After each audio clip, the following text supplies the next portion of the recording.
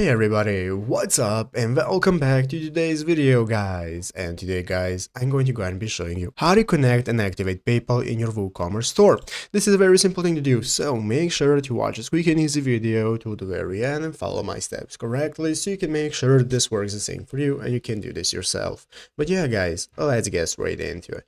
So the first thing you want to do is to go ahead and open up the official WordPress website right here at wordpress.com if you're not already, and after opening it up, you'll be greeted by this main page right here, where in the upper right corner you can get started with logging into your account if you're not already, and after logging in successfully, you'll be greeted by the home page where at the left side screen you can find all the sections we can access for managing your website, such as home, statistics, upgrades, and so on.